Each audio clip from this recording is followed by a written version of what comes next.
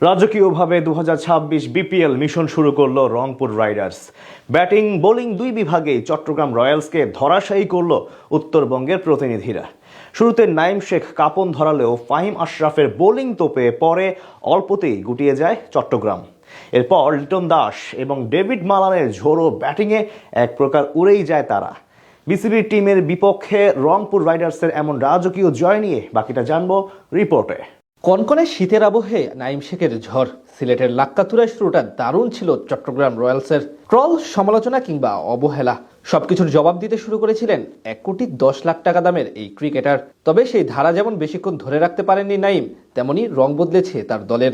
BPL এর পঞ্চম ম্যাচে আজ টস জিতে আগে বল করার সিদ্ধান্ত নেয় রংপুর রাইডার্স। বিপরীতে নিজেদের দ্বিতীয় ম্যাচে ব্যাটিংয়ে নেমে শুরুতেই বিপাকে পড়ে বন্দরনগরীর ফ্র্যাঞ্চাইজিটি। টুর্নামেন্টে নিজের অভিষেক ম্যাচে মাত্র 1 রান করে নাহিদ রানার 144 কিলোমিটার বেগের বাউন্সারে হার মেনে বিদায় নেন অ্যাডাম রসিংটন।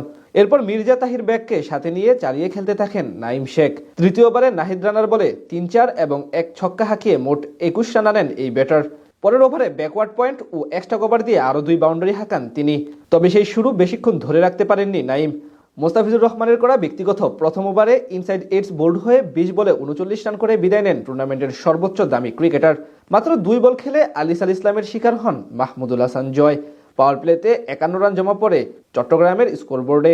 তবে এরপরই ধীরে ধীরে রানের গতি কমতে থাকে ফ্র্যাঞ্চাইজিটির। মাহফিজুল ইসলাম করেন মাত্র 1 রান। 11তম ওভারে বোলিংয়ে এসে জোড়া উইকেট নিয়ে চট্টগ্রামকে পুরোপুরি ধসে দেন ফাহিম আশরাফ। আর 24 বলে 20 রান করা মির্জা তাহির ব্যাগকে আউট করেন মোস্তাফিজুর রহমান।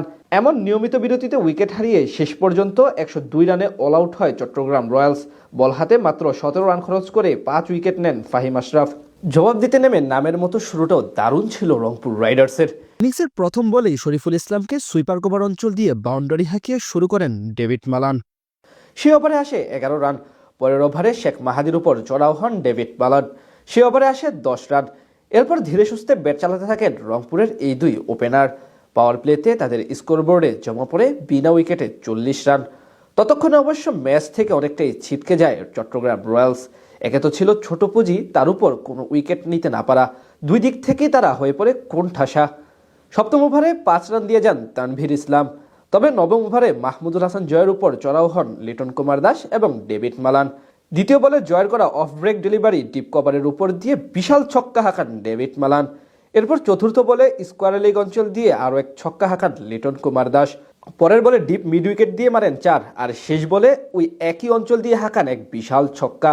তাদের এমন নান্দনিক ব্যাটিংয়ের সামনে অবশ্য আর তেমনভাবে মাথা নাড়া দিয়ে উঠতে পারেনি চট্টগ্রাম রয়্যালস।